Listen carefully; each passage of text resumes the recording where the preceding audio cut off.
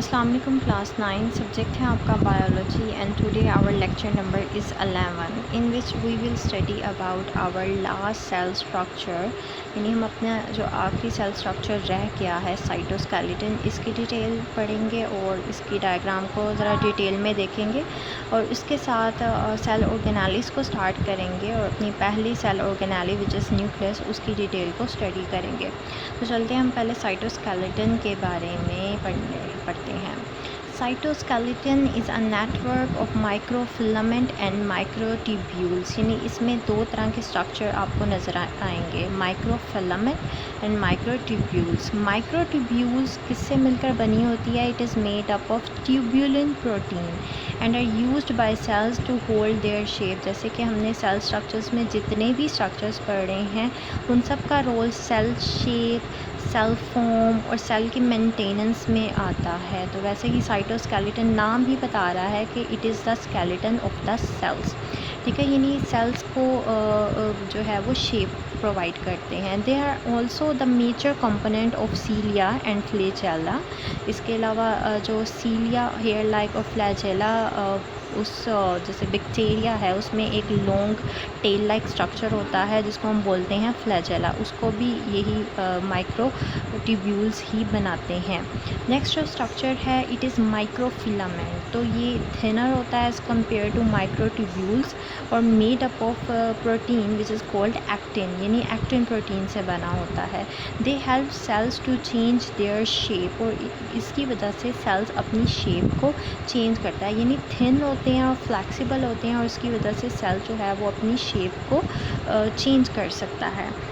तो डायग्राम में आपको क्लियरली नज़र आ रहा है। ठीक है, प्लाज्मा मेम्ब्रेन सबसे आउटर कवरिंग जो आप पढ़ चुके हैं। उसके बाद ईयर स्ट्रक्चर यानी सेल ऑर्गेनेली स्टार्ट हो जाते हैं। उसके बाद आपको जो येलो कलर में नेटवर्क लाइक और ब्लू कलर में long pipe like structure show हो रहे हैं सेल के अंदर, दे आर द साइटोस्केलेटन, जिनमें एक तो है microtubules, long tube like structure made up of tubulin protein, और दूसरा येलो नेटवर्क लाइक स्ट्रक्चर जो आपको पूरे सेल में थ्रू आउट नज़र आ रहे हैं। दे आर माइक्रोफिलामेंट, जिसकी वजह से सेल अपनी शेप को जो है वो चेंज कर सकता है।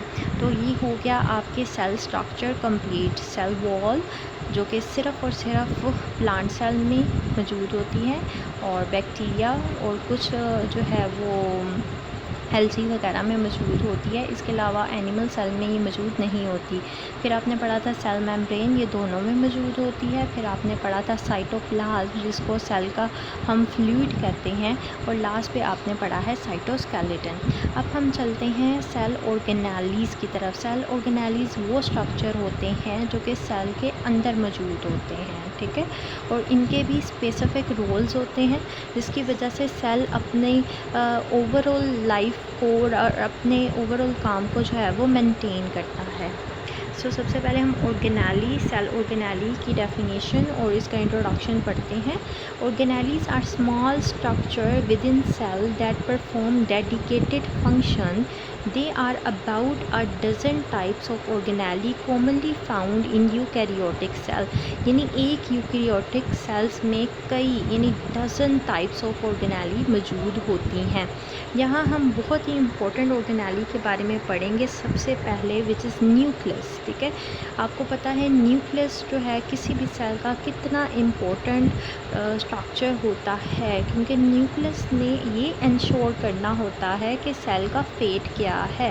यानी सेल से के फेट से मुराद ये है कि ये सेल कोई एनिमल सेल है, प्लांट सेल है या ह्यूमन का सेल्स है। ठीक है, ये आपको जो है वो सेल के न्यूक्लियस में मौजूद डीएनए कोडिंग बताती है। तो अब हम चलते हैं सेल के न्यूक्लियस की डेफिनेशन की तरफ। A prominent nucleus occur in eukaryotic cells. यानी यूकैरियोटिक और प्रोकैरियोटिक सेल्स में आपको ब्रीफली डिफरेंस बता देती हूँ।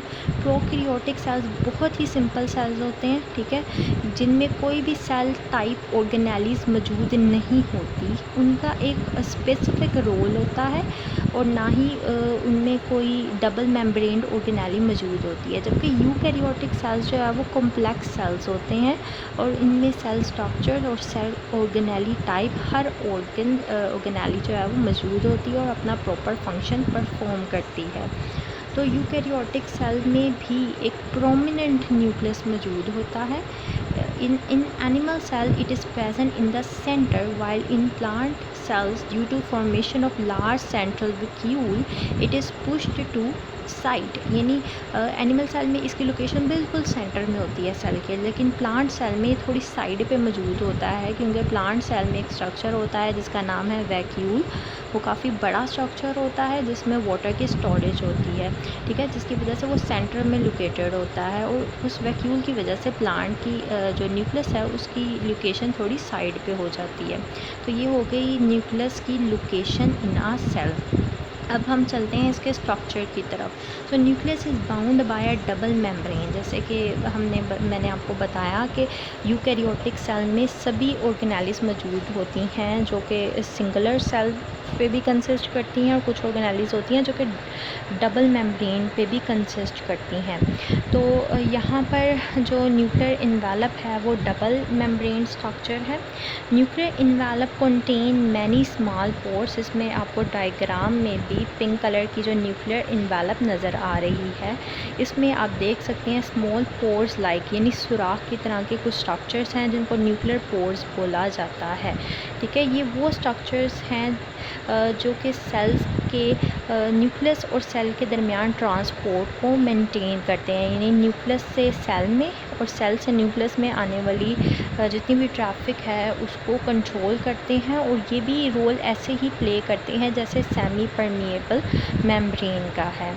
इनसाइड न्यूक्लियर मेम्ब्रेन जो फ्लूइड, यानी न्यूक्लियस के अंदर ये जो अब आपको स्काई ब्लू कलर में फ्लूइड लाइक यानी न्यूक्लियस का जो ब्लड होता है उसको हम बोलते हैं न्यूक्लियोप्लाज्म।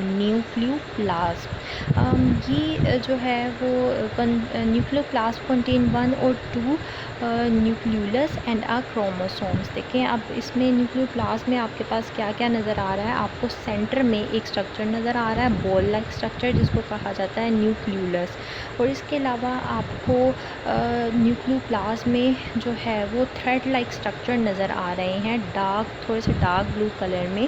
इनको बोला जाता है क्रोमैटिन, ठीक है। ये थ्रेड लाइक यानी धागे की तरह के स्ट्रक्चर्स होते हैं।